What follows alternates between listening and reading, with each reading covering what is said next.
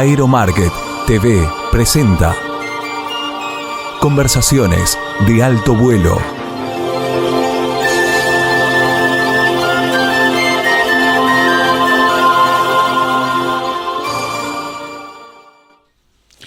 Hola, gracias por estar ahí.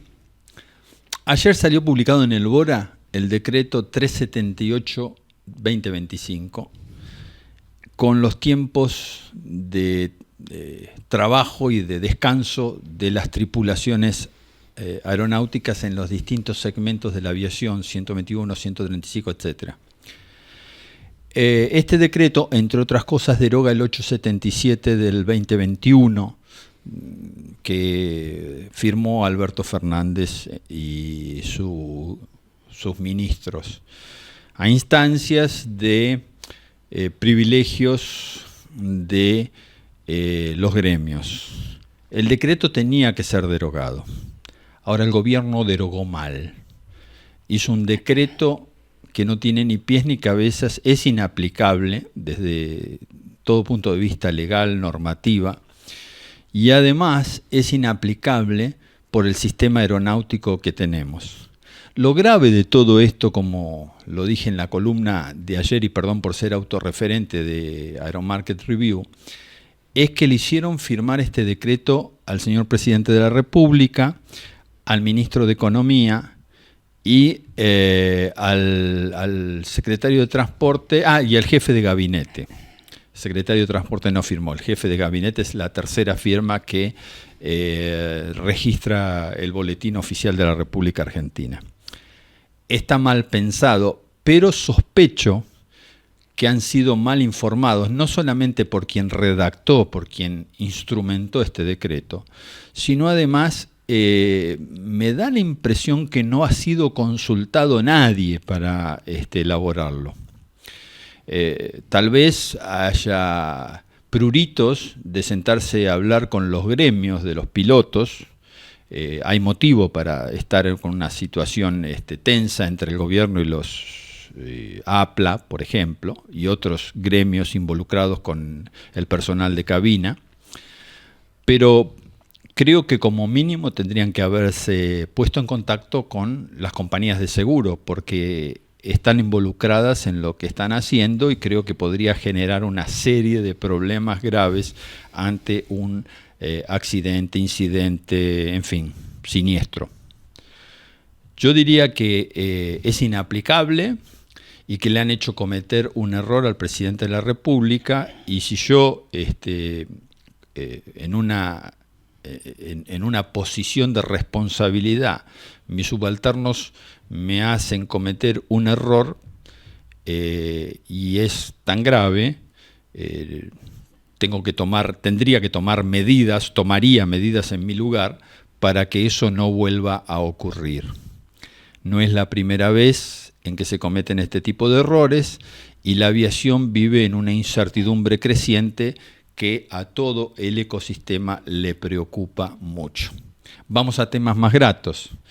Estamos con Daniel Werthing.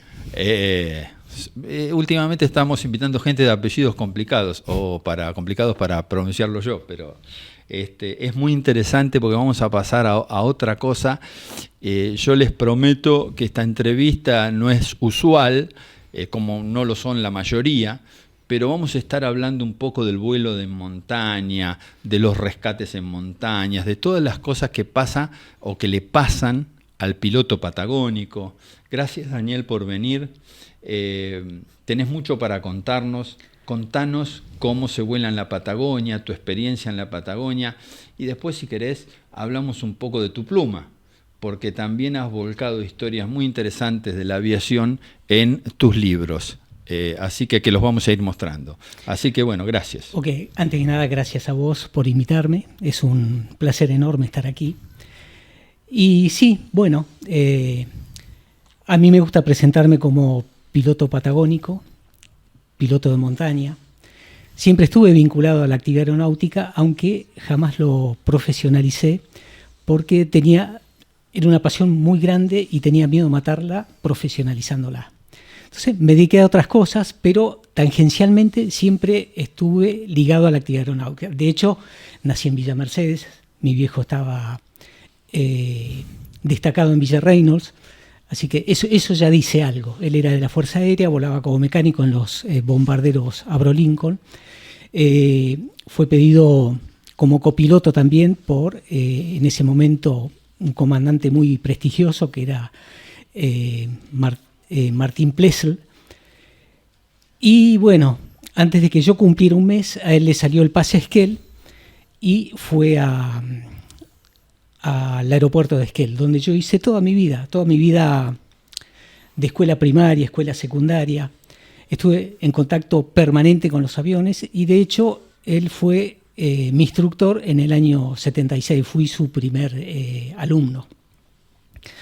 Bueno, volé bastante al principio, mientras terminaba mi escuela secundaria. En realidad tuve mi licencia de piloto antes que mi carnet de conductor, porque en ese momento el carnet de conductor se obtenía a los 18 años, pero antes uno podía tener la licencia de piloto. Luego me fui a estudiar a Bariloche. Bariloche me cautivó el aeroclub. Cuando llegué ahí quedé embelesado por la cantidad de aviones. Había un Stearman que me fascinó. Había planeadores, había un avión Comanche 250, había dos PA-12 y la gente del aeroclub me recibió muy bien. Estuve varios años volando ahí. Tenía una obsesión por volar el Stearman, pero para eso me hicieron hacer el curso de planeador y rendir para remolcador. Vino en ese momento un personaje bastante conocido que era el Gitano Martínez. Él nos dio un curso aceleradísimo, nos hizo piloto de planeador a varios de los que estábamos ahí y rendimos como remolcador.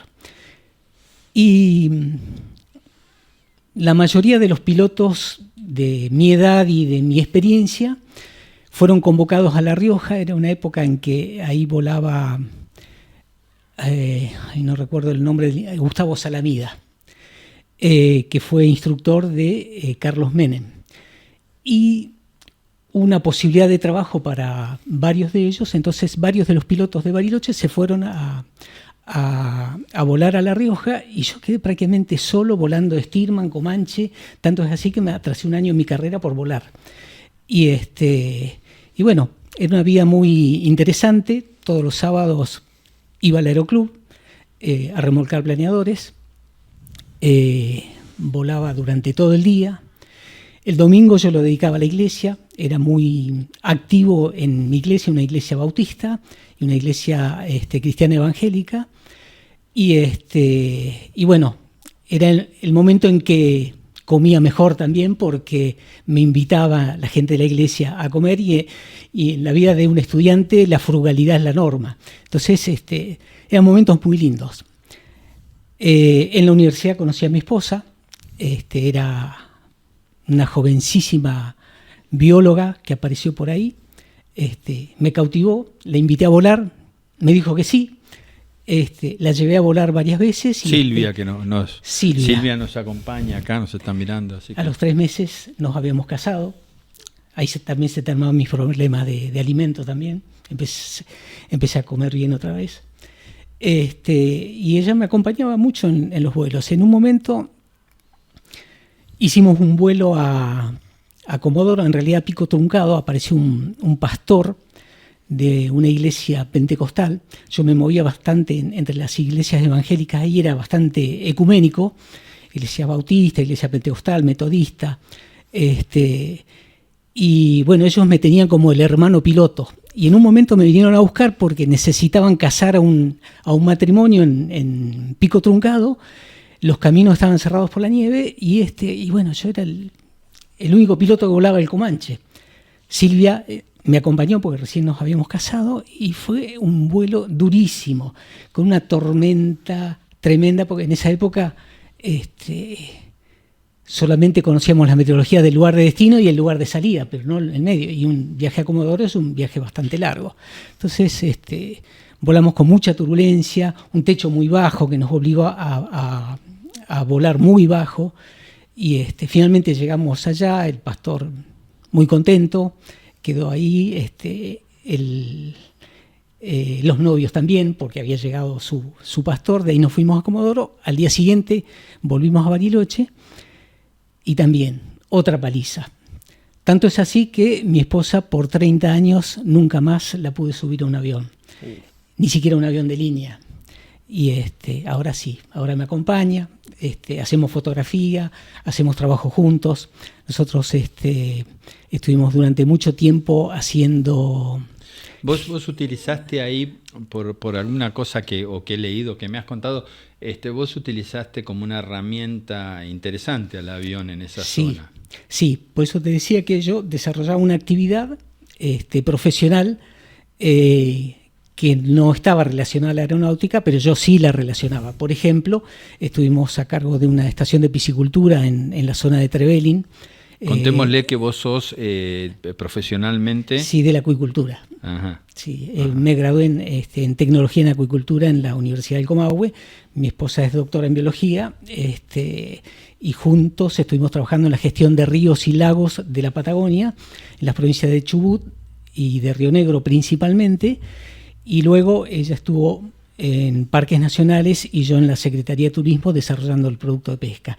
Y en todos los casos, en todo tiempo, siempre utilicé el avión como una herramienta, incluso para asistir a las reuniones. Yo me movía mucho por la Patagonia. O sea, además de sembrar truchas con el avión y hacer fotografías aéreas y ese tipo de cosas, teníamos un parque automotor. En general las administraciones, yo era director de pesca, me acuerdo, de la provincia de Río Negro, basado en Bariloche y delegado de recursos naturales. Y en un momento nombran a un nuevo ministro que convoca a una reunión en un lugar que se llama El Cuy, que es un lugar que está en el medio de la estepa rionegrina, en el medio de la nada.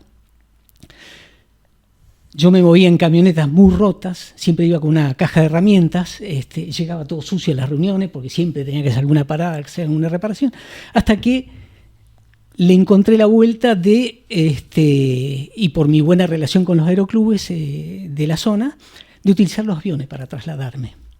Y entonces le pedí el Cherokee al aeroclub de Maitén y me fui hasta el Cuy a esa reunión con el ministro. ¿Qué lugares, no? Nombrás unos lugares. Sí, está entre Ingeniero Jacobasi y Roca, es el camino que une así. Cuando estoy por aterrizar, hago una rasante para reconocer la pista, y bueno, la habían transformado en una pista para carrera de caballos, con un alambrado en medio, así que me encontré sin poder aterrizar. El nuevo ministro, que había demandado presencia a sus funcionarios, y yo me iba a perder la reunión porque no podía aterrizar. Al final decidí aterrizar en la ruta. Aterricé en la ruta y aparece una camioneta de la policía con todas las luces prendidas. Yo dije, porque en el conocimiento popular el que vuela por esa zona o en cualquier lado o es narco o es contrabandista, porque anda en avión. Yo dije, bueno, voy a tener que explicar ahora qué es lo que estoy haciendo. Aterricé en la ruta, que no se podía. Pero bueno, se baja la policía, me hace un saludo muy respetuoso y me hace señas de que lo siga. La delegación de recursos naturales, donde íbamos a tener la reunión con el ministro, estaba del otro lado del pueblo, así que cruzamos todo el pueblo por la avenida, lleno de gente. Yo tenía miedo que se me crucen chicos o perros, y la camioneta iba adelante guiándome, y yo por las calles del Cuy cruzamos al otro lado, estaciono, y claro, la decepción de la policía fue notable, porque ellos pensaban que venía el ministro ahí, por eso ese nivel de respeto también, cuando se bajó un pibe veinteañero del avión, que lejos estaba de ser el ministro, se decepcionaron bastante. Pero bueno, con esto quiero decir que usaba el avión como herramienta incluso para moverme por la Patagonia, porque además los caminos, las distancias son muy largas. Y los caminos no son buenos. Y los caminos no son buenos y los vehículos no eran buenos. Así que de esa manera nos movíamos. Y bueno, mi vida en Bariloche transcurrió bastante ligada a la aeronáutica en ese sentido. Y luego me convocaron de Chubut, nos convocaron a ambos para desarrollar la actividad de pesca deportiva. Nos dieron a cargo una estación de piscicultura de repoblamiento.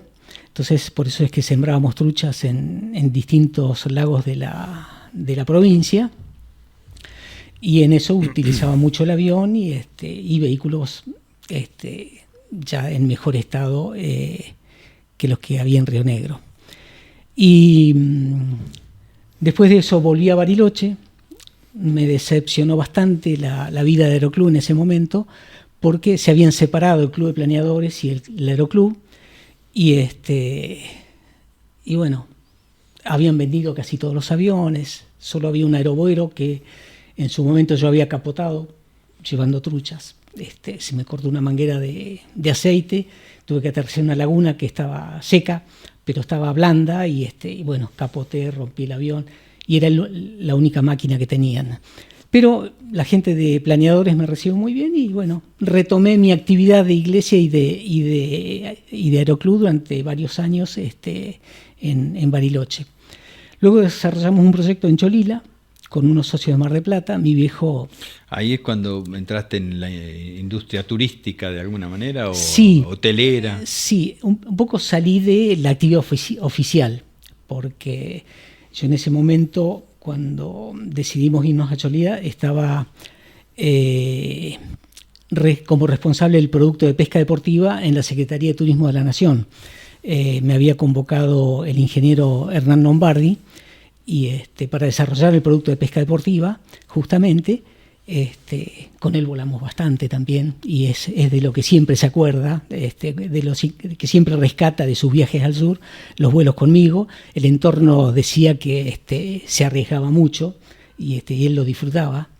Pero bueno, hay un potencial enorme en el turismo de pesca, ¿no? Por la pesca con mosca. Absolutamente. Hay gente que viene de todo el mundo.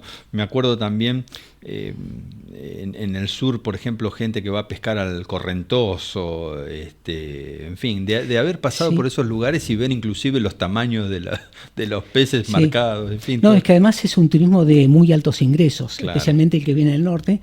Vienen en una estación de pesca opuesta, entonces cuando ellos allá tienen vedada la pesca, vienen a pescar a Patagonia, y vienen con mucho dinero. Se han desarrollado muchos lodges de pesca en la zona de Tierra del Fuego, por ejemplo, donde se pescan truchas muy grandes. Además, la trucha de acá es una trucha muy combativa, muy salvaje, a diferencia de las truchas que tienen allá, porque son producto de piscicultura. Claro. Entonces han utilizado variedades con una genética muy mansa, y las truchas de acá son como eran al principio del siglo. Salvajes. Sí, salvajes.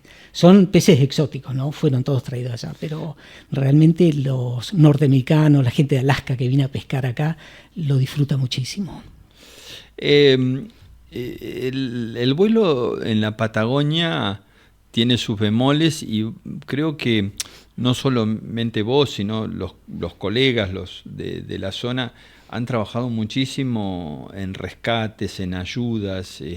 Recuerdo hace no tanto tiempo, así un rescate medio heroico. Contanos un poco de esa faceta. Sí, bueno, el vuelo en la Patagonia, especialmente en la montaña, tiene sus particularidades. Es un vuelo más riesgoso que volar en la llanura. A mí me gusta mucho. De hecho, ahora soy un piloto de llanura, y la verdad es que me pierdo cada rato, porque estoy muy acostumbrado a volar con referencias visuales, no tanto con el GPS. Y la montaña es intimidante. Tanto es así que en un momento estuvimos haciendo clínicas de vuelo en montaña con un par de instructores de Comodoro Rivadavia.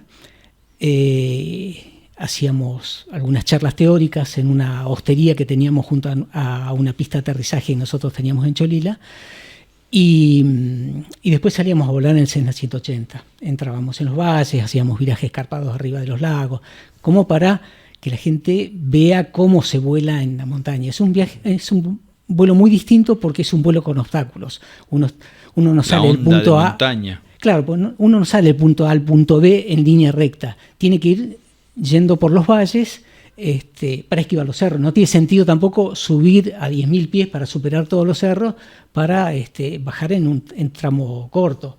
Sí lo hacíamos cuando íbamos de Esquel a Bariloche, pero vuelos cortos no tenía sentido. Entonces es un vuelo distinto. Y yo volaba mucho para un vecino que tiene unos campos importantes. Yo le administraba los campos. Silvia le hacía el plan de manejo porque es una reserva natural privada, una pista de montaña, solo se llega en avión. Entonces yo trasladaba a la gente, he llevado heladeras, gallinas, ovejas, muebles.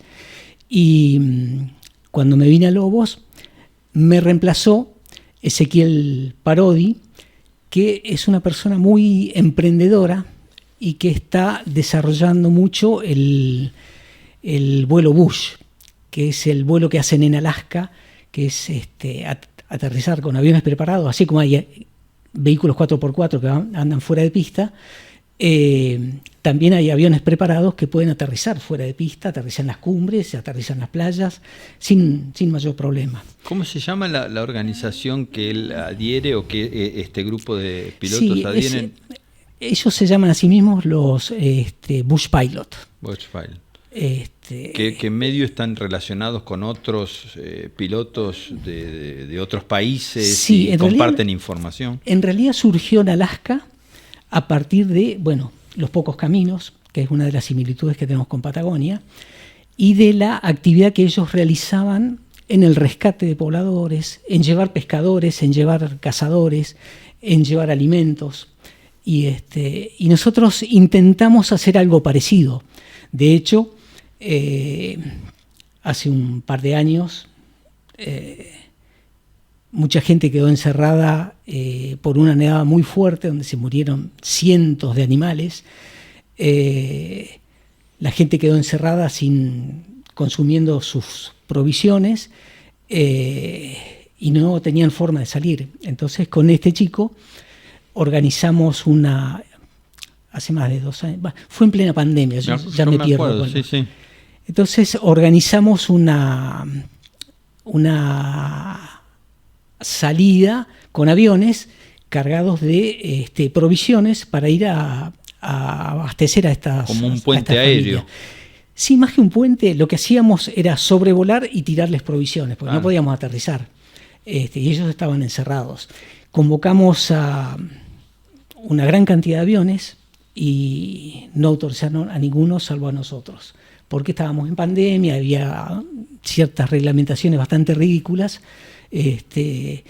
y le vedaron la participación a esas personas. Entonces tuvimos que salir nosotros, tuvimos que hacer muchos vuelos porque era un solo avión, y tirábamos mucho alimento a los animales. Nos pedían pilas para la radio porque ellos querían estar comunicados, pero volábamos sobre las casas, las encontramos por los álamos que surgían entre la nieve, y les hacíamos una pasada rasante, pintábamos las bolsas de rojo para que se vean en la nieve y se las arrojábamos. Y ellos salían, nos mostraban que habían agarrado la bolsa. Había lugares donde no salía nadie y había pisada, entonces salíamos con bastante angustia de esos lugares. Después nos enteramos que murió mucha gente en eso, y probablemente parte de esa gente es la que nosotros estuvimos sobrevolando y no alcanzamos a ayudar.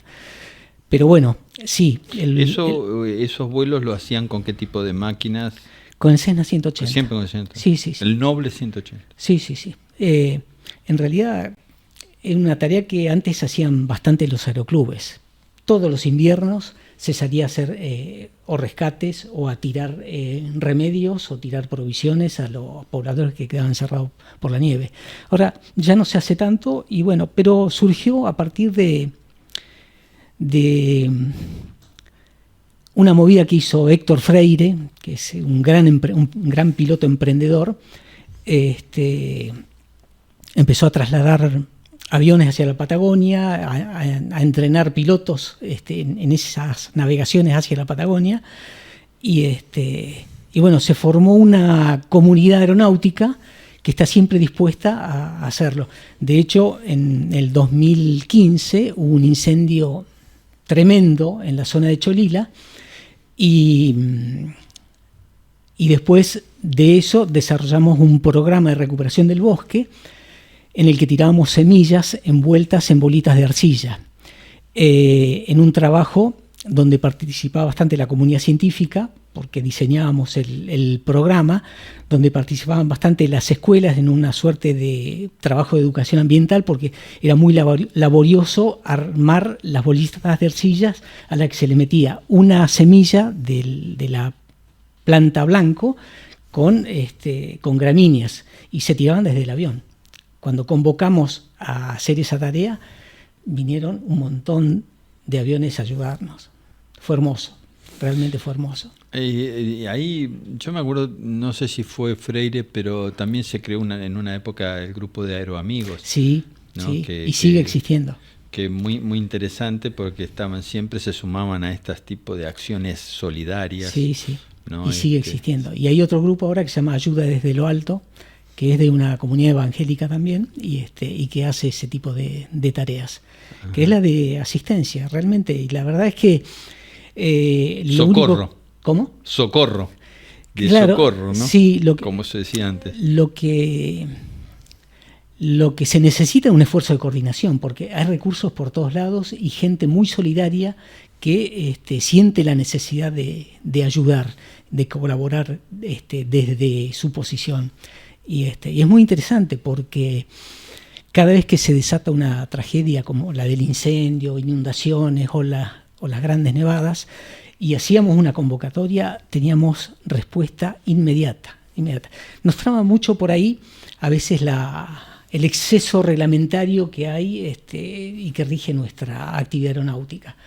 Pero realmente hay gente muy, muy valiosa en el ámbito aeronáutico. Me contabas, en algún momento intercambiamos un poco, o yo aprendía de lo que me decías, de las restricciones para aterrizar en lugares complejos, cosas que en la normativa internacional, sobre todo los americanos, lo tienen resueltos, el tema de las cubiertas y todo eso. ¿Por qué no le contás a los que están viendo el programa cuáles son esas restricciones y cómo podría ayudar la autoridad repensando alguna norma? Bueno, la primera restricción es que uno no puede aterrizar si no es en una pista habilitada, un LAD registrado, y eso ya nos limita bastante. Pero hay aviones que despegan en 40 o 50 metros. Pueden despegar desde una playa, pueden despegar desde un mallín, un camino en desuso. De hecho, la gente de Alaska aterriza en las montañas también. Tienen unas ruedas enormes y con eso poco infladas, entonces aterrizan en los bordes de los arroyos. Y un poco es lo que está intentando hacer este chico allá en el sur, tratando de introducir esta modalidad de vuelo, porque pasa a ser muy útil también, como pasó en Alaska, ¿no? Claro, y bueno, y el piloto habilita el lugar y corre con la responsabilidad del aterrizaje. Es que es así. Lo que pasa es que yo no sé por qué en Argentina el papá Estado o el papá te cuida nos ha regido siempre y no se ha descansado tanto en la responsabilidad individual. Yo tengo que ser responsable, tengo que tener mi entrenamiento para poder volar. De hecho, cuando Ezequiel Parodi tuvo el accidente en la montaña, íbamos los dos aviones volando a la par y él tuvo una suerte de desorientación espacial. El hecho es que a velocidad de crucero enterró las ruedas en la nieve, capotó y quedó ahí. Yo empecé a orbitar, le tiré mi equipo de supervivencia para que pudiera pasar la noche. Bueno, te detengo ahí como gancho. Okay. Vamos a ir a un pequeño corte y seguimos con esto que me interesa mucho, cómo fue toda la operación en esa circunstancia y si podemos transmitir también sacar la enseñanza, aprender y aprender de lo que vos decís, transmitírselo también a la autoridad para que se pueda trabajar en la emergencia, en el rescate, en el socorro con mayor comodidad, ¿no? No solamente en esto, sino en incendios y en otras cosas que ocurren en la Patagonia que de alguna manera están minando la Patagonia de la pérdida de bellezas y sobre todo de la posibilidad y el potencial que tiene la aviación allí, ¿no? Okay. Así que bueno, vamos a hablar con esto después de una pequeña pausa. Yo siempre te pido lo mismo, que te suscribas al canal, que me pongas un like, que hagas algún comentario, que nos orientes también, qué temas te interesan, en fin, lo que vos quieras. Así que son, no sé, 20, 25 segundos. Luciana nos está ayudando con todo este manejo de las cámaras y también nos va a poner el aviso. Y Marcelito Muñoz siempre nos ayuda con la edición. Así que ya estamos. Un segundito y volvemos.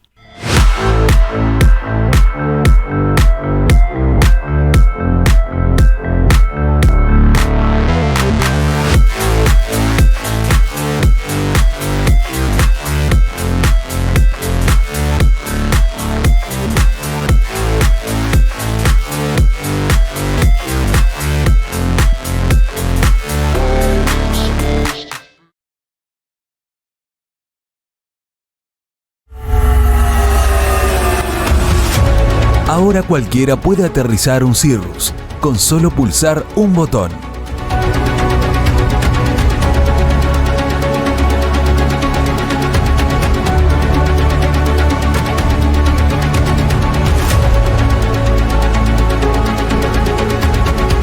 Luego del aterrizaje, hay que esperar a que la hélice se detenga y salir.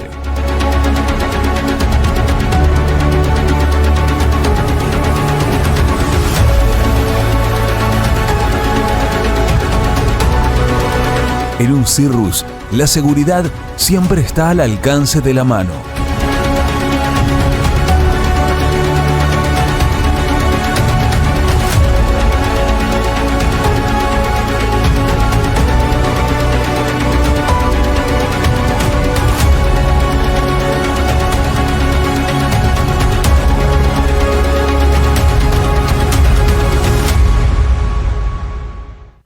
Viste, ya estamos de vuelta.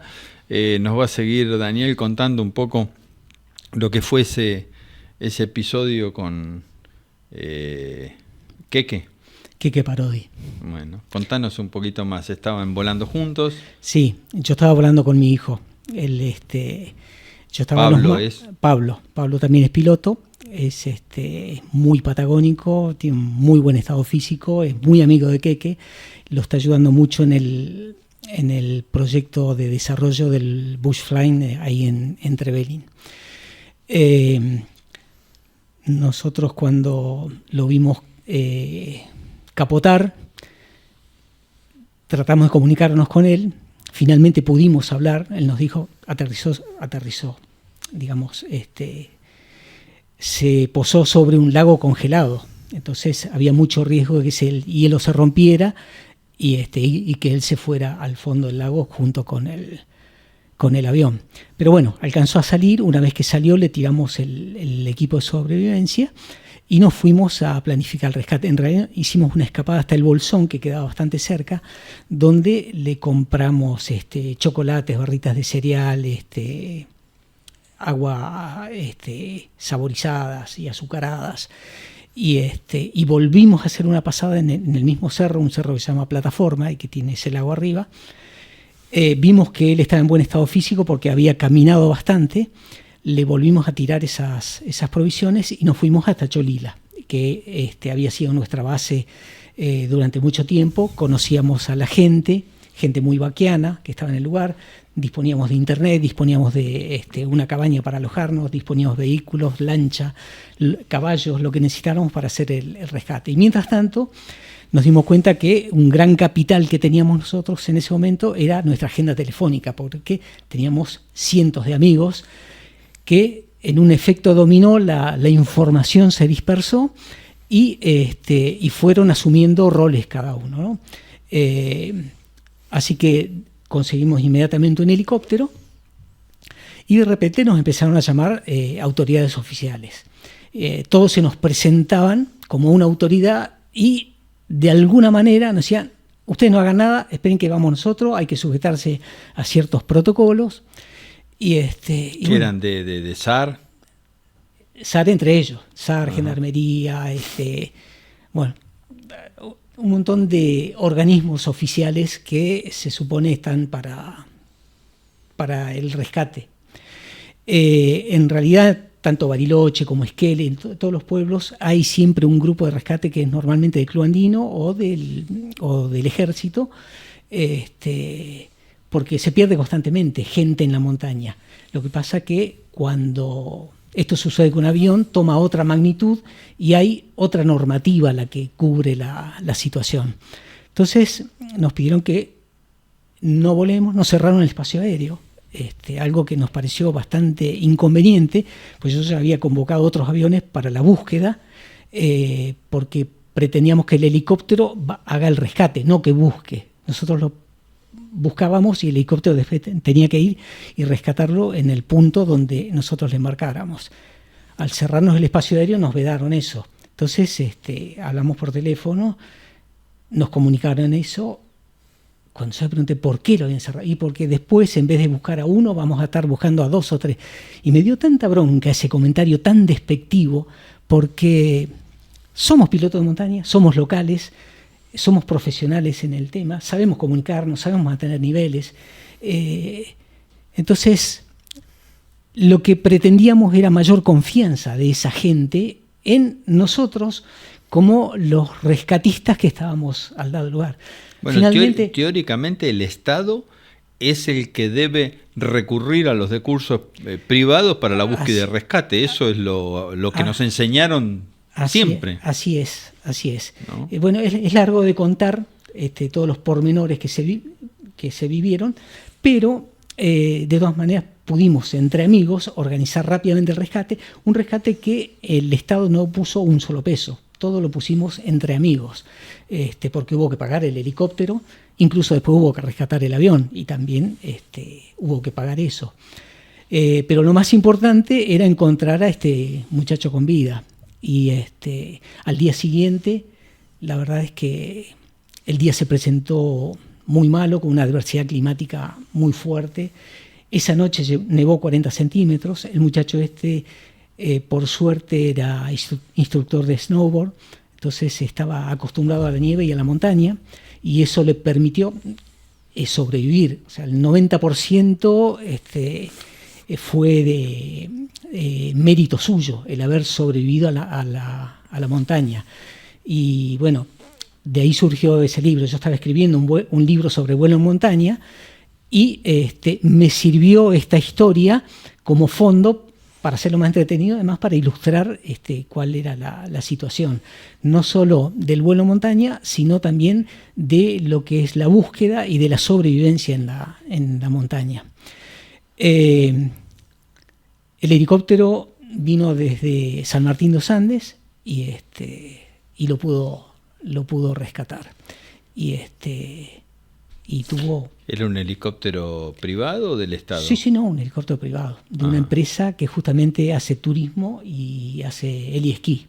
Entonces, gente muy acostumbrada a la montaña, la verdad que los pilotos, toda la tripulación e incluso el equipo de rescate, pues ahí se planearon distintas cosas, ¿no? Porque si no lo encontraban, iban a bajar 2 esquiadores siguiendo sus huellas con una mochila con ropa seca y elementos para hacer fuego y ese tipo de cosas, como para llevarlo a un lugar donde el helicóptero pudiera aterrizar, con comunicación.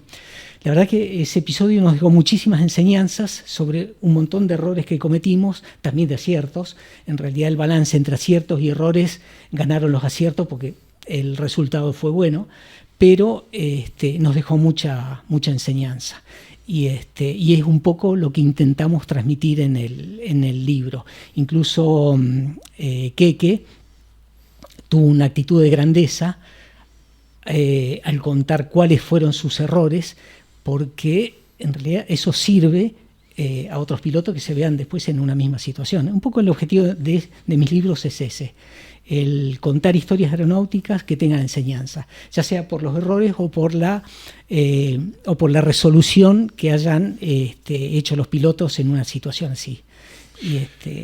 Yo conozco, Daniel, 3 libros tuyos. El primero es de la pluma de tu padre. Así es. Que es Camino al Cielo. No sé si se puede ver, Luciana, esto.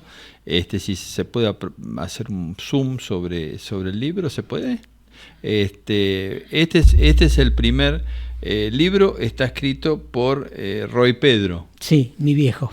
Tu padre. Y que habla un poco de sus memorias, digamos. Sí, en realidad fue lo que a mí me motivó después a escribir, porque en esas charlas con los viejos hay historias tan interesantes y uno dice, bueno, cuando se vayan las historias se van con ellos. Entonces tienen que quedar escritas, porque además tienen mucha enseñanza.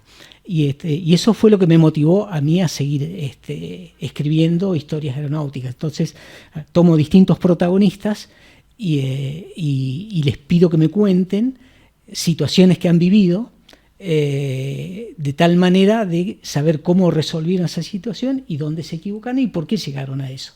Y la verdad es que, vuelvo a decir, es una actitud de grandeza el poder contarlo, porque muchas veces por vergüenza o por miedo a la sanción o por miedo a la burla, muchos se guardan esa información.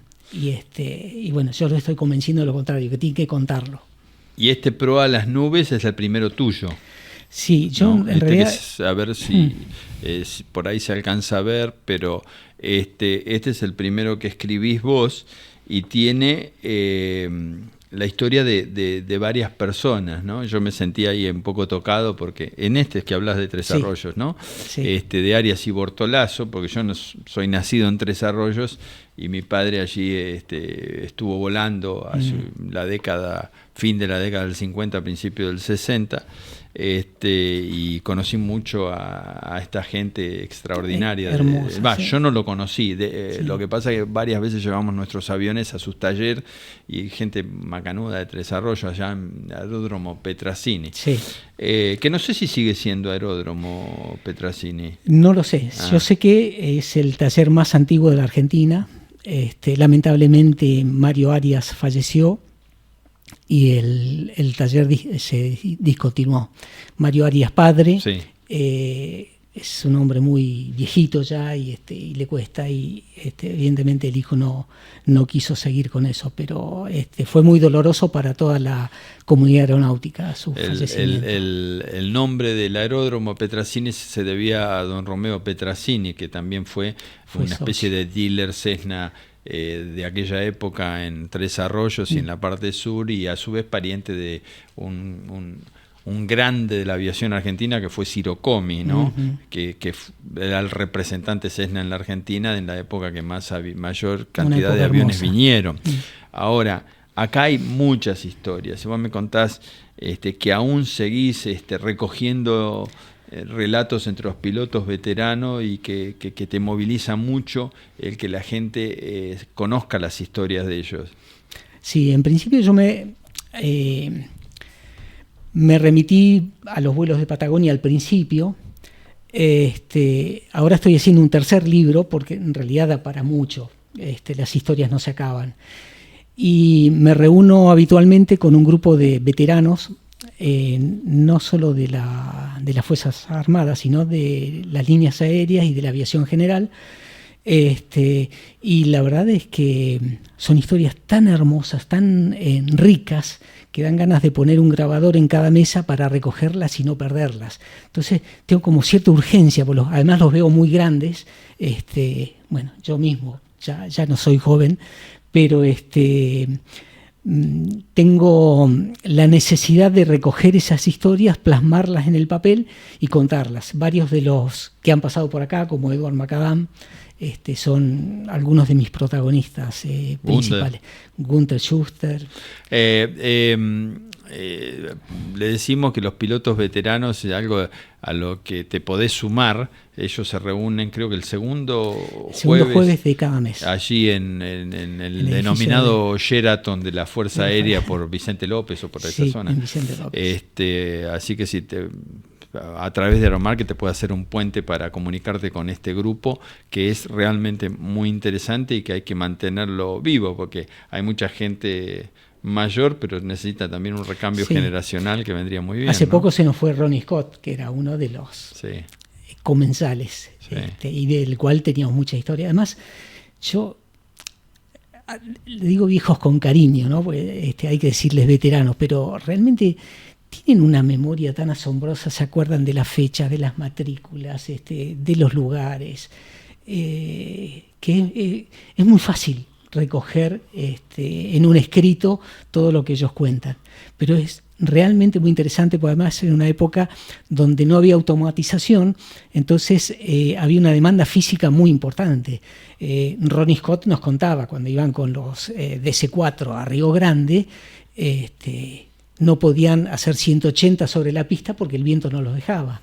Entonces se dejaban arrastrar por la pista con los motores en marcha y así se iban marcha atrás hasta la otra cabecera, controlando con los pedales la dirección. De ese tipo de historias estamos hablando, ¿no?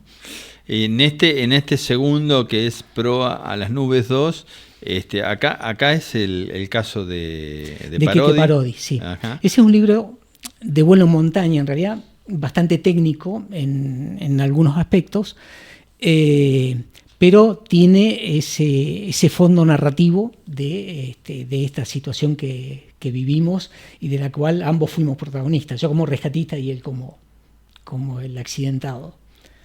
Pero Bueno, mostramos Luciana, acá está, este es el segundo libro, y aprovecho para preguntarte cómo se consiguen los libros. Los vendemos por internet o a través de los aeroclubes.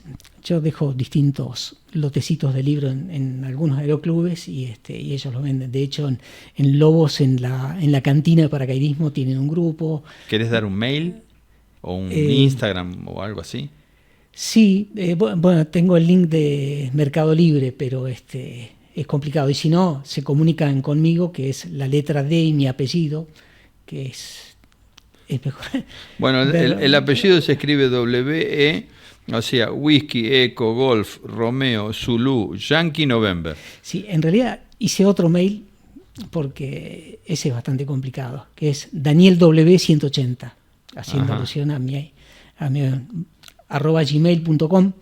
Y ese es un correo que utilizo habitualmente también, más fácil. Daniel W 180 Gmail. Gmail. Así que bueno, si quieren adquirir el libro o los libros, acá está la forma de hacerlo, y si no, te comunicas con Aeromarket y te ponemos en contacto.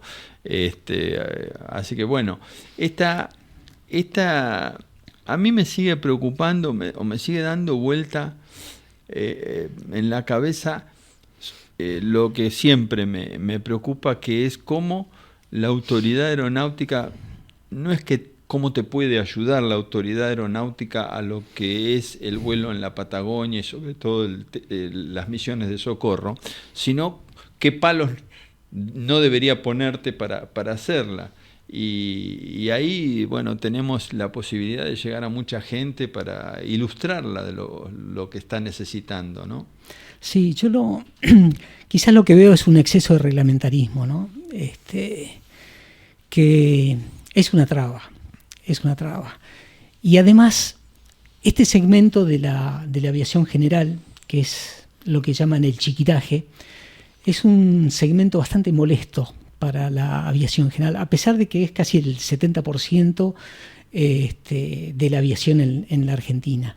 Pero uno lo nota en varios controladores incluso, o en las autoridades aeronáuticas. Ya de hecho, ir a un aeropuerto y que te caiga la PCA, la ANAC, la IANA, Aeropuerto 2000. Entonces, hay 4 jefes de aeródromos con los que uno tiene que interactuar de alguna manera.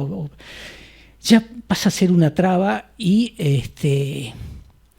y es una invitación a la transgresión, a no comunicar, a esquivar los aeropuertos y aterrizar en aeroclubes. Andar por la izquierda. Sí, no debería ser así. Pero me doy cuenta que yo interactúo con muchos pilotos que son de línea, pero además tienen su propio avión. Son tratados de distinta manera cuando van en un avión de línea que cuando van en un avión más chiquito. Y bueno, uno encuentra dificultades para repostar combustible, para estacionarse o permanecer en plataforma, porque es como que la línea aérea tiene prioridad en absolutamente todo y nosotros resultamos bastante molestos. Claro, nos metemos en un circuito de tránsito a distintas velocidades y un avioncito de esto molesta, entonces hay que sacarlo del circuito, hacerlo orbitar por ahí hasta que se libere un poco el espacio. Pero bueno, yo creo que esas son cosas que se pueden terminar resolviendo. Pero me da la impresión de que hay demasiado reglamento de control. Esto del bush flying es una actividad que podría tener una inserción muy interesante en la actividad aeronáutica. De hecho, en Trevelin está pasando a ser una especie de capital. De hecho, hay mucha gente de Alaska interesada en venir y volar. ¿Podría haber un receptivo, un turismo receptivo? Absolutamente, porque además es un turismo sumamente interesante. El año pasado, este año y el año anterior nos visitó Bob Briden, que es el campeón mundial de aterrizaje STOL. Hay una competencia que se desarrolla en Alaska, en Valdez, y se ha intentado hacer algo parecido en Trevelin. Entonces, la gente de Alaska va a venir, es más, va a arbitrar, van a ser árbitros en los controles a Trevelin este próximo año, y hay gente de Trevelin que va a ir a Alaska a hacer lo mismo. De hecho, este muchacho Parodi invitó al presidente de la fábrica Crafter, que es una de las fábricas más importantes en esto, y vino. Lo invitó a él a ir a Alaska, le prestó un avión para que compita en nombre de una suerte de colapinto, pero en la aeronáutica. Y tuvo un muy, muy buen papel en esa competencia. Así que hay un intercambio posible de pilotos, así como se hace en la pesca en contraestación, también lo habría de pilotos entre esos países del norte y la Patagonia. Dos preguntas finales con los minutos que nos quedan. La primera es, como tu esposa es bióloga, es doctora en biología, vos tenés una especialidad y conoces mucho el tema de lagos y ríos, como nos has dicho.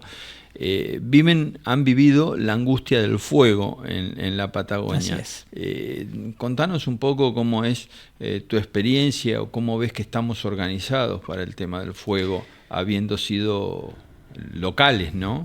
Sí, en el 2015 nosotros vivíamos en lo que fue el epicentro, quizás de una de las catástrofes ambientales más grandes que hubo a partir de un incendio forestal. Era un momento en que una planta que florece cada 70 años florece y se seca. O sea, es un grupo de seres vivos que se llaman semélparos, que se reproducen una sola vez en su vida sexualmente y luego mueren, como pasa con muchos salmones también. La caña esa se seca y pasa a conformar un material combustible tremendo. Entonces había que hacer tareas de prevención muy importantes, especialmente ese año. No las hubo, nuestros aviones hidrantes estaban en Chile, en temas protocolares, y bueno, se tardó como una semana en acudir. Y ya una vez que está declarado el incendio es imposible apagarlo, especialmente en un bosque como ese. Y el tema es que además son bosques primarios, son bosques que están en las cabeceras de cuenca. Todo lo que sucede en la alta cuenca repercute después hacia abajo, son ríos internacionales incluso que van a Chile, y son lugares de muy alto valor de conservación. Muchos de los bosques que se quemaron son bosques de alerces milenarios. En la época de Salomón estaban naciendo en la cordillera y en 2 días se quemaron.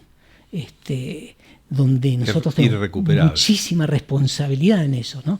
Y bueno, yo tengo algunas fotos, son árboles de 60 metros de altura, donde yo aparezco chiquitito así. Y además de eso, al bosque se lo toma como un proveedor de leña, o de refugio, o de belleza, y es mucho más que eso porque tiene una función ecológica mucho más importante. Entre ellas el refugio del huemul, que es otra especie que está en extinción. Amenazada. Y está amenazada, sí, y es de alto valor de conservación, así como lo es el alerce. Bueno, sucedió que se quemaron casi 40.000 hectáreas de ese tipo de bosque extremadamente valioso. Luego fue invadido por especies exóticas invasoras que, al no tener competencia, ingresaban fácilmente. Y por otro lado, un mal manejo que se hizo de la recuperación, porque en realidad lo que hay que hacer inmediatamente es una especie de clausura para dar lugar a que los mecanismos naturales de regeneración actúen. Y en este caso se lo llenó de vacas, bueno, se empezó a sacar leña, excepto en un campo que es de este señor que nos contrató después para hacer el desarrollo de la reserva privada. En esos campos se hizo... ¿Lodge? No, el lodge era nuestro. Okay. El lodge era nuestro, era un campo vecino. Okay. Un campo bastante grande, y se hizo una clausura, se hizo un estudio con imágenes satelitales, se recurrió a la Universidad del Comahue, que trajo un grupo de científicos y nos orientó de cómo hacer la tarea de conservación, haciendo bosquetes que serían futuros semilleros para reproducirse después. Y entre esas cosas hicimos la siembra aérea. Fue un trabajo muy arduo, muy complicado, en el que tenía que intervenir mucha gente. Había gente que quería trabajar, hacer algo, y por ahí traía especies exóticas, pinos, qué sé yo, ese tipo de cosas que en realidad, en vez de ayudar al bosque, lo entorpecían. La cuestión es que pudimos desarrollar un programa. Silvia estuvo desarrollando un programa, y comenzamos a plantar con mucha ayuda de los aviones, y la verdad que fue bastante exitoso, aunque mientras estábamos acá en Lobos me enteré de que gran parte de lo que habíamos hecho se volvió a quemar. Bueno, mucho por hacer, mucho por entender, por aprender, y por paso acá un párrafo que las empresas que se dedican a tener disponibles medios aéreos para el manejo del fuego, por ejemplo, el Estado no les paga, teniendo los fondos detenidos en el Banco Nación, que los administra el vice, y es una cuestión de desidia. Digo eso solamente, y acá me quedo, para que en los 2 minutos que nos quedan vos me puedas contar lo que estás haciendo en Lobos. Sí, en Lobos estoy desarrollando un proyecto aeronáutico, justamente, que yo noté que había mucha demanda para el hangaraje. Entonces con un grupo de amigos decidimos unir esfuerzos y compramos un predio, habilitamos una pista de aterrizaje, y entre todos estamos ofreciendo lugares para hacer hangares y hangares casa. Y la verdad es que es un proyecto muy interesante, en el que mi hijo lo está conduciendo, y hemos tenido mucha respuesta. Tenemos como una suerte de lotes enormes, donde cada uno se instala. No es un club de campo, no es un aerocountry, aunque toma cosas de ello también. Y Y en este momento hay 13 pilotos y propietarios de aeronaves que nos están acompañando en el proyecto. Y tenemos 31 lotes disponibles para hacer ese proyecto. Bueno, así que ahí también es daniel180@gmail. Así es. Para el que quiera ahí sondear ahí el lugar en Lobos, que está acá nomás y parece interesante, yo lo voy a visitar próximamente. Y bueno, ténganlo en cuenta. Y gracias por venir. Se nos acaba el tiempo, nos quedan 15 segundos para decirte gracias por estar ahí. Nuevamente acordate de dejar algún mensajito. Gracias Daniel, gracias Silvia también, que nos está acompañando. Y vamos a seguir hablando de la Patagonia, del vuelo en la Patagonia y próximamente de Lobos y las historias, las nuevas viejas historias de los pilotos veteranos. Así que, bueno, acuérdense, el segundo jueves de cada mes, más o menos entre marzo y noviembre o diciembre, se reúnen los pilotos veteranos y ahí a través de nuestro amigo Gunther Schuster o también Daniel, podés tener algún contacto para participar. Así que bueno, esto fue Conversaciones de Alto Vuelo y realmente creo que las cosas que se dijeron son muy interesantes, espero que te gusten y yo me callo y nos vemos el próximo jueves. Chao.